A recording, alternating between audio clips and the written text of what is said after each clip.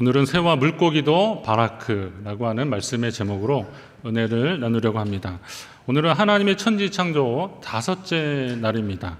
이 다섯째 날 창조의 하이라이트는 새와 물고기를 만드신 하나님이십니다. 사람이 죽으면 다시 태어난다는 윤회설이 비기독교적인 사상이라는 것을 모르던 어린 시절에, 지금은 아닙니다. 아주 어린 시절에 윤회는 불교나 그 힌두교 쪽에서 있는 사상이잖아요. 다시 태어나는데, 그러다 보니까 그걸 잘 몰랐는데, 내가 만약에 다시 태어난다면 나는 새로 태어나고 싶다, 이렇게 생각을 한 적이 있습니다. 이왕이면 새로 태어날 때 참새 말고 먹이사슬의 그 최상위 포식자인 하여튼 뭐 독수리 아니면 매로 좀 태어났으면 좋겠다, 이렇게 생각을 했습니다. 그리고 중학교 1학년 때 제가 물에 빠져 한번 죽을 뻔한 적이 있습니다. 아주 심각하게 죽을 뻔한 겁니다. 그러고 나서 다시 태어나면 물고기로 좀 태어나고 싶다, 이렇게 생각을 해본 적도 있습니다. 왜냐하면 새나 물고기를 통해서 우리가 얻을 수 있는 생각들은 자유입니다. 자유. 푸른 하늘을 창공을 막 날아다니는 새, 그리고 이 깊은 바다를 또 강을 막 헤엄치는 물고기를 보면서 우리 자유함을 느끼지 않습니까? 하늘의 새와 물속의 생물들을 창조하시고 하나님은 또 보시기에 좋았더라 하셨습니다. 그리고 그들에게 복을 주시며 이르시되 생육하고 번성하고 그리고 땅에 충만하라 라고 하십니다. 생육하고 번성하여 충만하라, 바닷물에 충만하라, 또 땅에 번성하라, 뭐 이렇게 얘기하십니다. 어디서 많이 듣던 얘기죠. 생육하고 번성하고 충만하라. 하나님은 인간에게만 그렇게 축복하신 것이 아니더라고요. 새와 물고기에게도 생육하고 번성하여 충만하라, 이렇게 말씀하십니다. 인간과 자연의 생물들은 이처럼 하나님께 함께 복을 받았다는 사실을 여러분 기억하십시오. 오늘은 하나님이 새와 물고기들에게 주셨다, 복을 주셨다라고 할 때 사용된 단어, 히브리어 단어 바라크라고 하는, 지난번 구약 선생님 모셔서, 차준희 교수님 모셔서 했는데요. 저는 발음이 잘 안 돼도 그냥 이해하십시오. 이제 이 바라크 이 단어를 가지고 우리가 하나님께 얼마나 큰 복을 받은 존재인가를 다시 한번 새겨보려고 합니다. 여러분이 그 복으로 인해서 감사하는 복된 시간 되시기 바랍니다. 우선 하나님이 명령하시는데 물들은 생물을 번성케 하라고 그렇게 말씀하십니다. 20절 말씀에 하나님이 이르시되 물들은 생물을 번성하게 하라라고 하십니다. 물도 역시 하나님이 창조하셨다 그랬잖아요. 궁창 위의 물과 궁창 아래의 물. 다시 이제 하나님은 지금 궁창 아래의 물에게 번성하라라고 명령하시는 겁니다. 우리는 보통 어떤 대상이 있는데 그 대상이 인격적일 때 이게 대화가 가능한 겁니다. 사물에다 대고 말을 하지는 않습니다. 뭐 벽에다 대고 말을 하는 경우는 아주 특별한 경우잖아요. 그런 현상이 계속되면 병원에 좀 가야 되는 거 아니겠습니까? 일반적으로는 사물에 말을 하지 않습니다. 그런데 창조주이신 하나님은 사물에게도 말을 하시더라고요. 물에게도 명령하시는 겁니다. 왜요? 하나님이시기 때문에. 신약에 보면 예수님이 그 풍랑이는 파도를 보시면서 바람과 물결을 꾸짖으셔요. 잠잠하라고 하십니다. 그랬더니 그렇게 잠잠해지잖아요. 이게 이제 하나님의 특징입니다. 하나님은 온 우주 만물, 하나님 당신이 만든 모든 것을 향하여서 명령하고 계십니다. 그러면 중요한 것은 이제 하나님이 왜 물에게 명령하셨을까? 하나님이 물에게 명령하시면서 뭘 원하시는가라는 것을 한번 우리가 생각해 봐야 됩니다. 하나님이 물들에게 생물을 번성케 하라고 하신 것은 바다 생물이 살 수 있는 최적의 환경을 만들라라고 바닷물을 향해서, 이 물을 향해서 명령하신 거다 이거죠. 물고기가 살 수 있도록 적당한 염도를 유지하는 것도 물이 가져야 되는 사명 중에 하나였습니다. 육지 생물과 바다 생물이 사는 환경이 좀 다르잖아요. 그래서 바다 생물은 어느 정도의 염도가 있어야 유지를 해야 되는 겁니다. 염분의 농도는 바다에 따라 차이가 있는데 바닷물 1kg에 들어있는 염류의 총 무게를 측정해서 그 단위를 퍼밀이라고 합니다. 보통은 물은 그냥 밀리리터 이렇게 부피를 가지고 말하는데 이 염도를 이야기할 때는 이제 물 1kg에 염류가 얼마나 있느냐를 따지는 겁니다. 그래서 그거를 천분율로, 우리 보통 백분율에 익숙하지만 천분율로 해서 그거를 이제 단위를 퍼밀이라고 그러는데, 바닷물 1kg에는 33에서 37g의 염도가 있는 거예요. 염류가 있는 겁니다. 이거를 백분율로 따지면은 3.5%입니다. 그러니까 3.3에서 3.7인데 평균으로 보면 3.5%가 되는 겁니다. 우리가 보통 뭐 바닷물은 3% 남짓의 소금만 있어도 짠맛을 유지하는데, 성도가 이 세상에서 몇 프로만 돼도 그리스도인의 선한 영향력을 끼칠 수 있지 않겠느냐라고 하는 설교의 그 소스가 바로 이러한 그 조사 통계 때문에 그런 겁니다. 그런 설교 많이 들어보셨잖아요. 바닷물은 5%도 안 되는데 짜는데, 우리는 이 세상에 만약에 기독교인이, 지금 우리 한국의 기독교인이 한 20% 된다 그러면 왜 그리스도인의 선한 영향력을 끼치지 못하느냐, 뭐 이런 얘기할 때도 바로 인용되는 수치이기도 하는 겁니다. 근데 놀라운 것은 뭐냐면, 바닷물이 그 3.5%를 계속 유지하고 있다는 겁니다. 생각을 해보십시오. 만약에 강물이 이렇게, 민물이 이렇게 담수인데 이게 흘러가면 바닷물이 좀 밍밍해져야 되는 거 아니겠습니까? 그리고 또 비가 또 많이 온다고 생각을 해보십시오. 적도 지역에는 뭐 비가 많이 오니까 비가 좀 많이 오면 또 바닷물이 좀 희석돼야 되는데, 그리고 또 더운 지역에는 수증기로 이렇게 증발하면 염도가 좀 높아져야 되는데, 그리고 태풍이나 가끔 이런 것들이 확 바다를 다 뒤집어 버리면 이게 다 섞여 버려야 되는데, 그러나 평균적으로 보니까 한 3.5%의 염도를 계속 유지하고 있다. 이건 결국 뭐예요? 바닷물이 하나님의 명령에 순종하고 있는 거예요. 바닷물이 하나님이 생물이 번성할 수 있도록 모든 여건들을 만들고 있는 거예요. 유지하고 있는 겁니다. 이것이 하나님이 창조의 원리인 겁니다. 인간을 창조할 때의 이야기도 다시 한번 그때도 이야기를 말씀드리겠지만, 하나님은 모든 생물이 살 수 있는 최적의 환경을 먼저 조성해 놓으시고 그 다음에 다음 창조물들을 만들어 내시더라고요. 이게 하나님의 방법입니다. 그렇다면 오늘 우리도 그런 상황 속에서 태어났다는 거죠. 혹시 이 원리를 이제 여러분의 삶에 적용을 해보시면, 혹시 여러분이 사시면서 불평이 나오고 원망스러운 상황이 생길지라도, 그것이 느껴지더라도 하나님이 일부러 그러신 것은 아니다라는 거예요. 좀 화가 날 만한 상황, 그리고 원망스럽고 불평스러울 만한 상황이 벌어져도 하나님이 일부러 그 상황을 만들어 놓으신 것이 아니다. 한번 따라하겠습니다. 하나님이 일부러 그러시지는 않았다. 이걸 전제로 하셔야 됩니다. 인생이 많이 어렵고 힘든 일이 생겨도 하나님이 일부러 그러신 것은 아니다. 우리로 하여금 걱정하고 근심하게 하는 것이 하나님의 본심이 아니라고 예레미야 선지자를 통해서 말씀했듯이, 오늘 우리 인생 가운데 어려운 문제 있을 때 하나님이 일부러 그러신 것은 아니다. 어쩌면 우리 믿음과 생각의 한계일 수도 있고 우리가 그것을 오해할 수도 있습니다. 그렇다면 오히려 오늘 여러분을 위해서 가장 최적의 환경, 최고의 순간을 위해서 애쓰신 하나님, 그 하나님의 창조의 섭리를 우리는 믿고 의지하며 나아가야 되는 겁니다. 그리고 믿음은 상황을 보는 것이 아니라 그 상황 속에서 하나님을 바라보는 게 진짜 믿음인 겁니다. 어렵고 힘든 상황에서, 아니면 기쁘고 즐거운 상황에서 그 상황으로 인해서 우리의 믿음이 더 굳건해지거나 그 상황 그 자체가 우리의 믿음을 떨어뜨릴 수는 없는 거죠. 그 상황 속에서 하나님을 바라보는 사람들이 성숙한 믿음의 사람들이 될 수 있는 것입니다. 여러분이 하나님을 바라보시며 믿음으로 사시기를 주의 이름으로 부탁드립니다.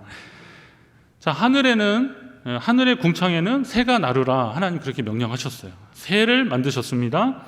하나님이 그 궁창을 마음껏 날아다닐 수 있는, 하늘의 궁창을 마음껏 날아다닐 수 있는 모든 새를, 그것도 그 종류대로 창조해 주셨습니다. 새는 곧 자유로움의 상징 아닙니까? 제가 대학교 2학년 때 전방 부대에 입소해 있었는데요. 그 휴전선 이렇게 철책이 이렇게 있는데, 거기 이렇게 저쪽에 이제 군사 경계선 있고, 뭐 남방 한계선, 북방 한계선, 저쪽에는 다 북한 군인들이 있고 초소의 사람들 다 보여요. 이거 넘어가면 큰일 나는 거잖아요. 넘어가면 뭐 총도 쏘고 막 그런 데잖아요. 그러니까 이쪽에서 이제 여기서는 저기서 넘어오는 사람들을 지키는 거고, 저쪽에서는 이쪽에서 넘어가는 사람들을 지키는 건데, 그런데 마음껏 왔다 갔다 하는 녀석이 하나 있더라고요. 예. 이 새 한 마리가 왔다 갔다, 몇 무리가 그냥 왔다 갔다 하는데 그런 마음이 들더라고요. 너네는 참 좋겠다. 나는 여기에 매여 있어서 못 가는데 왔다 갔다 하고 있으니까 참 좋겠다. 새는 자유로움의 상징이 되는 겁니다. 특히 비둘기는 노아의 방주 사건 때에 까마귀는 가서 안 오는데 비둘기는 감람나무 물고 왔잖아요. 그 이후로 이제 비둘기에 대한 좋은 생각들이 많이 있습니다. 그래서 이 비둘기에 대한 좋은 생각들이 있죠. 그런데 22절 후반에 보니까 새들도 땅에 번성하라 이렇게 말씀하셔요. 아니, 하늘 그 궁창에 자유롭게 날아다니라고 했는데 새들 보고 땅에 번성하라 이렇게 말씀하시는 대목을 한번 잘 보십시오. 새들은 하늘을 나를 생물이니까 하늘에 좀 충만하라 이렇게 말씀하시는 게 나을 것 같은데, 그게 더 옳은 표현일 것 같은데 굳이 땅에 충만하라 라고 그렇게 말씀하시는 이유는 과연 무엇일까요? 이거는 상징적 표현이 아니라 실제적인 하나님의 명령이라는 것을 우리가 말씀을 통해서 알 수 있습니다. 생각해보면 이 새들도 땅을 기초로 살고 있다는 거죠. 아무리 하늘을 자유롭게 날아다니는 새들도요, 사실은 땅을 기초로 하고 있습니다. 아무리 높이 나는 새도 쉬지 않고는 그렇게 날 수가 없습니다. 중간에 좀 쉬어야 됩니다. 언젠가는 땅에 내려와야 되는 겁니다. 제가 새벽 기도를 오다 보면 길 건너기 전에 횡단보도 그 사거리에 은행나무 하나가 큰 게 있는데요. 거기에 새들이 잎이 막 무성해서 뭐 몇 마리인지 잘 보이지도 않고 셀 수도 없겠지만 제가 보기에는 새들이 한 수백 마리 이상은 거기 있는 것 같아요. 얼마나 그냥 제잘제잘 그러는지 유치원 옆에서 살아보신 분들은 압니다. 제가 유치원 옆에서 한 원생이 한 150명, 200명 되는 굉장히 많은 유치원이었는데 거기서 애들이 바깥 놀이 시간에 놀이터에 나가지고 애들이 조잘거리잖아요. 진짜 참새가 짹짹거린다는 게 바로 그런 소리 같더라고요. 처음엔 그 소리가 뭔가 했더니 바로 그 소리였어요. 근데 그 소리가 그 나무에서 나는 거예요. 얼마나 새들이 그냥 제잘자리고 짹짹거리는지 그렇습니다. 아마도 하루를 시작하기 전에 어쩌면 이미 시작했는지 모르지만 야, 오늘은 어디 가서 놀까 하는 것을 거기서 논의하는 것 같아요. 궁금하신 분은 새벽 4시 반에 여기 사거리 거기 은행나무 큰 거 있으니까 한번 보세요. 지금 가면 없어요. 지금은 다 돌아다니고 있는 것 같아요. 제가 낮에 이제 밥 먹으러 걸어가 보고 그러면 없어요. 근데 새벽에 유독 와서 그러고 있더라고요. 거기가 아마 걔네들에게는 쉼터고 또 교제의 장일 수도 있겠다 생각해봤습니다. 자, 새들도 쉼이 필요합니다. 그 쉼의 기초가 어디냐? 바로 땅이에요. 땅이더라고요. 땅을 기초로 삼아서 충분한 휴식을 취한 새는 다시 하늘로 높이 날 수 있는 겁니다. 그래서 어떤 시적 표현이나 소설이나 이런 데 보면 대지를 어머니라고 그러지 않습니까? 이 땅은 어머니 그리고 하나님의 품이 되는 겁니다. 그 땅에 그 품에 있는 여러분 감사하시기 바랍니다. 하늘을 나는 새조차도 땅이 필요합니다.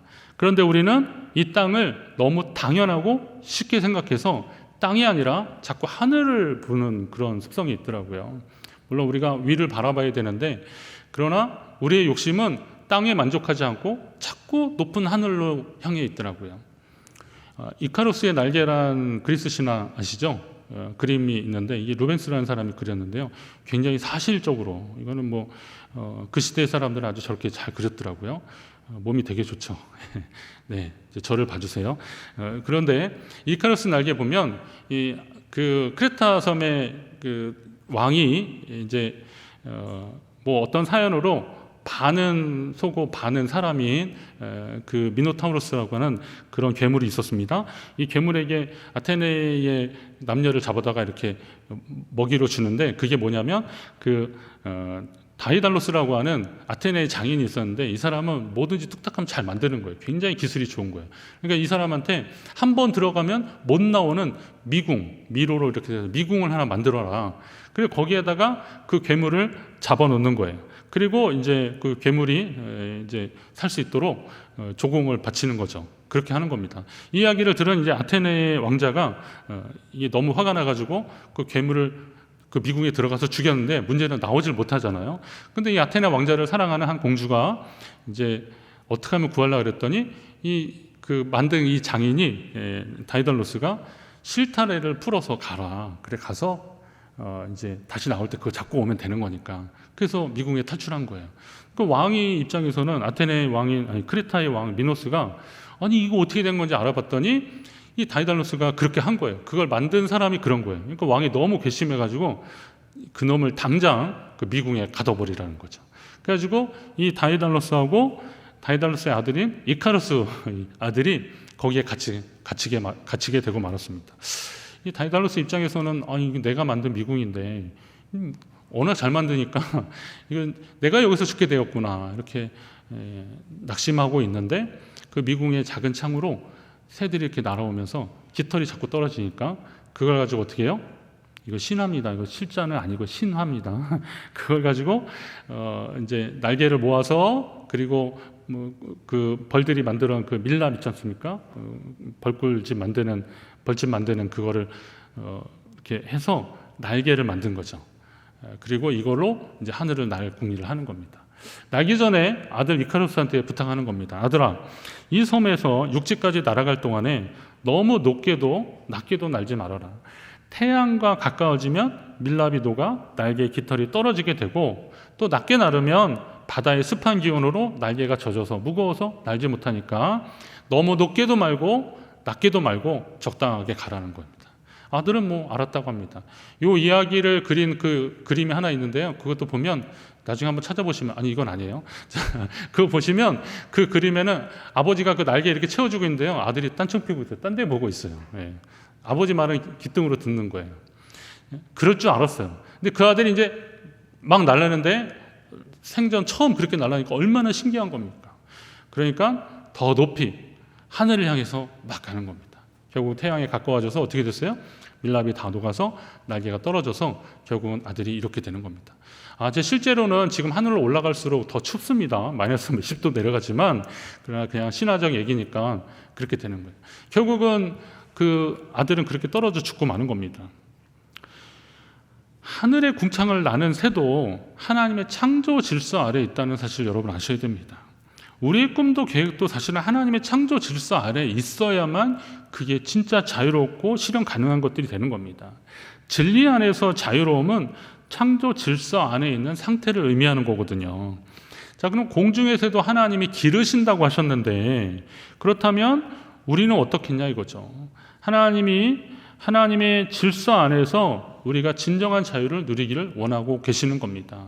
우리에게 허락된 이 삶의 자리, 이 땅에서 감사하며 그리고 하나님 앞에 믿음으로 나아가기를 하나님 원하고 계신다는 거죠. 하늘에는 또 하늘의 영역이 있고 그리고 이 땅에서는 땅의 영역들이 있는데 하나님이 이곳에서 우리에게 살아가라고 주셨을 때 이 창조의 질서에 감사하며 그리고 순종하며 믿음으로 살아가는 사람들이 진짜 복된 사람들이라는 거예요. 여러분이 그런 삶을 살게 되시기를 간절히 바랍니다. 하나님의 명령은 생육하고 번성하라 아닙니까? 바라크. 자, 하나님이 물고기와 새에게 명령하십니다. 바닷물에 충만하라, 땅에 번성하라. 그러니까 땅 위에 충만하고 번성하는 것은 모든 피조물의 또 사명이더라고요. 우리에게만 번성하고 충만하라고 하는 것이 아니라 다른 피조물에게도 하나님이 같은 명령을 주셨다는 겁니다. 그렇지만 이게 또 문제가 생기더라고요. 그건 뭐냐면 생육과 번성 그리고 충만은 공존이라고 하는 숙제를 우리에게 던져주는 겁니다. 생육하고 번성하지만 공존해야 되는 겁니다. 왜냐하면 같은 복을 받은 존재들이니까. 김광섭 시인의 그 성북동 비둘기라는 시 아십니까? 성북동 비둘기. 이게 한 60 몇 년도에 나온 시인데요. 교과서에도 나오더라고요. 제가 국어를 못하진 않았는데 그 당시만 아니라 요즘 나오는 것 같아요. 성북동 산에 번지가 새로 생기면 본래 살던 성북동 비둘기만이 번지가 없어졌다. 새벽부터 돌 깨는 산울림에 떨다가 가슴에 금이 갔다. 그래도 성북동 비둘기는 하나님의 광장 같은 새파란 아침 하늘에 성북동 주민에게 축복의 메시지나 전하든 성북동 하늘을 한 바퀴 휘 돈다. 이게 1년이고요. 2년에는 뭐라냐면 성북동 메마른 골짜기에는 조용히 앉아 콩 하나 찍어 먹을 널찍한 마당은커녕 가는 데마다 채석장 포성이 메아리쳐서 피난하듯 지붕에 올라앉아 아침 구공탕 굴뚝 연기에서 향수를 느끼다가 산 1번지 채석장에 도로 가서 금방 따낸 돌 온기에 입을 닦는다. 이거 원래 산 1번지는 그 비둘기 터였는데요. 채석장 들어오고 그래서 사람들이 만들어낸 산 1번지를 빼앗기고, 그리고 자기는 갈 데가 없는데 다시 그 쪼개낸 돌에 잠깐 그 온기에 자기 입 닦는다라는 거예요. 비둘기가 그런다는 거예요. 마지막 3년에 보면 예전에는 사람을 성자처럼 보고 가까이 가서 사람과 같이 사랑하고 사람과 같이 평화를 즐기던 사랑과 평화의 새 비둘기는 이제 산도 있고 사람도 있고 사랑과 평화의 사상까지 낳지 못하는 쫓기는 새가 되었다. 이제 성북동 비둘기입니다. 이게 인간의 어떤 개발로 인해서 그 자기들의 그 둥지나 터전을 잃어버린 새를 이제 개발되고 있는 성북동을 대상으로 해가지고 그걸 소재로 이렇게 쓴 거예요. 보니까 그거 보니까 마음이 짠했습니다. 인간성마저 박탈당하는 현상에까지 이르게 되었다. 새들도 터전을 잃어버리게 되었다라는 겁니다. 기억나시는지 모르겠지만 전국체전이나 올림픽, 아시안게임 할 때 우리 비둘기 엄청 날려보냈지 않습니까? 평화의 상징이라고 그렇게 날려보냈는데요. 제가 설교 준비하면서 기록 찾아보니까 2010년 기준으로 비둘기가 유해조류로 지정되었어요. 우리 생활에 유해조류로 지정되어서 우리 공원이나 어디 가면 비둘기에게 모이 조심하시라고 계속 그러고 있습니다. 우리 여기 좀 덜한데 서울 그 지하철이나 전철 1호선 전철에 밖으로 드러난 1호선 전철 라인에 가보면 이 비둘기를 쫓아내는 게 그 역에서 굉장히 큰 일입니다. 왜냐하면 비둘기 배설물들이 이 산화시켜서 부식시키고 그래서 그 역에서 굉장히 골칫거리가 되더라고요. 뭐 청량리, 용산 이 정도만 가봐도 우리 요 ITX 라인만 가봐도 아실 겁니다. 비둘기 때문에 아주 곤욕을 치르고 있으니까 비둘기를 어떻게 하면 퇴치할까 지금 막 그래서 유해동물로 지정해서 비둘기를 쫓아내고 있더라고요. 근데 가만히 생각해 보니까 비둘기가 뭔 죄인가 하는 생각이 들더라고요. 비둘기가 무슨 죄가 있나? 비둘기는 죄가 없죠. 그들의 자리를 비집고 들어와서 우리가 살겠다고 자리 잡은 우리가 원래 살던 애들을 자꾸 밀어내는 겁니다. 생육하고 번성하고 땅에 충만하라고 했는데 이게 공존의 개념으로 보니까 아주 치명적인 결과를 낳게 되더라고요. 그런 새들조차 자리를 잃어버리게 만들었다는 겁니다. 바다와 강이나 이런 것도 마찬가지 아닙니까? 설교 준비하면서 뉴스 하나 접했는데 시베리아 러시아 쪽 그쪽에 어디에 발전소에서 연료탱크 터지는 바람에 그 강으로 경유가 한 2만 톤 정도가 흘러가 버렸대요. 그러다 보니까 온통 붉고 또 연기가 나고 막 그래서 그쪽 지역은 지금 비상사태가 선포되었답니다. 그래서 뭐 복구를 해서 애쓰고 있지만 전문가들은 아마 그거 복구되는 데는 한 몇십 년 걸릴 거라고 지금 그러고 있습니다. 우리 태안에서도 유조선 하나 잘못되는 바람에 거기에 온 국민이 그냥 가서 관심 갖고 그 돌 하나하나 막 닦아내고 그랬지 않습니까? 뭐 많이 복구됐다고 하지만 그것이 원래의 상태로 그러기 전의 상태로 가기가 쉽지 않다는 거 우리가 다 알고 있습니다. 자, 그러면 사람이 살아가려면 전기도 필요하고 그에 따른 시설도 필요하지만 지나친 개발의 시도로 주변 환경이 오염되고 파괴되면 성북동 비둘기처럼 갈 곳 없어지는 하나님의 피조물들이 많아지게 되는 것이죠. 어떤 분이 그러시죠. 목사님, 사람도 먹고 살기 힘든데 뭐 그런 것까지 걱정해 주셔야 됩니까? 그런 얘기 할 수 있습니다. 정말 어렵고 힘들 때 먹고 사는 문제도 중요한데 우리가 그런 다른 피조물까지 걱정할 필요가 있을까 생각해 보겠지만, 그러나 적어도 대한민국 같은 절대 빈곤에서 좀 벗어난 나라들 사람들까지도 이 공존을, 그러니까 다른 피조물과의 공존을 생각해 주지 않는다면 세계의 어느 나라 어느 민족이 그런 걸 걱정해 줄 수 있겠는가 생각이 되는 거죠. 우리나라에게 하나님이 그러한 복을 주셨다면 적어도 우리 정도라면, 그리고 하나님을 믿고 하나님의 창조 질서와 그리고 피조물과의 공존을 하나님 말씀하신 것을 알았다면 오늘 우리가 이 부분을 함께 신경 쓰고 기도하며 실천해야 하는 것입니다. 이 바라크, 이거는 구약 성경에서 한 330번 정도 나온다고 합니다. 바라크라고 하는 단어가요, 이 히브리 사람들에게 있어서 이 바라크, 이 복을 받았다는 것은 뭐냐면 하나님이 함께 하셨다, 하나님이 동행해 주셨다라는 것을 의미하는 겁니다. 그러니까 어떤 사람들이 바라크, 누가 정말 하나님의 복을 받았다라고 했을 때는 그건 하나님이 함께 하신 것이다 라고 하는 그런 의미가 있는 겁니다. 이미 하나님이 그 사람에게 복을 주셨다. 근데 이 바라크의 입장에는, 바라크는 하나님의 입장에서 보면 복을 주다라는 것이고요. 인간의 입장에서도 하나님 앞에 바라크 할 수 있는데 그건 뭐냐면 하나님 앞에 찬양하다, 경배하다, 무릎 꿇다, 엎드리다 이런 표현할 때 또 바라크 그러는 거예요. 이거 뭐냐면 하나님이 복을 주셨기 때문에 복을 받은 사람들은 어떻게 해요? 하나님께 당연히 반응할 때 하나님께 무릎 꿇고 하나님께 경배하며 하나님을 높여드리는 것. 그게 바라크라는 겁니다. 자, 그러면 이 바라크의 하나님이 하나님의 여러 피조물 중에서 한 존재만 잘 되고 생육하고 번성하고 충만한 것 보시기에 좋았다 하실까요? 하나님 그러지 않으실 거라는 거죠. 모든 피조물이 바라크 되는 것을 보고 하나님은 기뻐하실 거라는 겁니다. 그렇다면 오늘 우리가 한번 잘 생각해 보셔야 됩니다. 하나님의 회복은 모든 피조물의 회복을 의미하는 겁니다. 사도행전 3장에 나옵니다. 하나님이 영원 전부터 거룩한 선지자의 입을 통해서 말씀하신 바 만물을 회복하실 때까지, 만물이라면 모든 피조물을 말하는 거예요. 회복은 우리만 회복되는 것이 아니라 죄의 상태에서 사람이 죄를 범함으로 인해서 자연도 하나님 앞에 저주를 받거든요. 그런데 다시 하나님의 회복의 때는 언제예요? 우리만 회복되는 것이 아니라 만물이 하나님 앞에 회복되는 것을 말하는 거예요. 그럼 이 바라크의 하나님을 믿는 사람들이라면 나만 회복되는 것이 아니라 우리 주변이 함께 복을 받기를 힘써야 되는 겁니다. 가까이는 여러분 주변에 있는 분들이 함께 하나님의 바라크를 경험하셔야 됩니다. 그리고 피조물 중에 우리만 복을 받는 것이 아니라 모두가 복을 받는 그런 여건을 만들어야 되는 겁니다. 찬송가 550장에 4절 찬양이 가사가 막 마음에 들어오는데요. 땅들아 바다야 많은 섬들아 찬양을 주님께 드리어라. 싸움과 제약이 가득한 땅에 찬송이 하늘에 사무치네. 여러분, 땅들아 바다야 많은 섬들아 찬양을 주님께 드리어라. 모든 만물이 하나님 앞에 함께 찬양하는 겁니다. 같이 회복돼서 하나님 앞에 함께 나아가는 겁니다.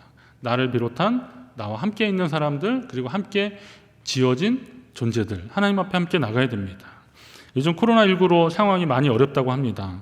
그런데 여기서 나 한 사람, 그리고 내 가족, 우리 교회만 괜찮으면 된다는 생각은 바라크의 신앙이 아닙니다. 이건 참 위험한 겁니다. 왜냐하면 하나님은 우리를 통해서 또 누군가가 복을 받기를 원하고 계시는 겁니다. 우리는 하나님 한 분으로 함께 창조되었습니다. 심지어 물고기와 새도 하나님이 바라크 하셨다면 여러분 옆에 계신 분도 바라크로 창조된 것이 분명합니다.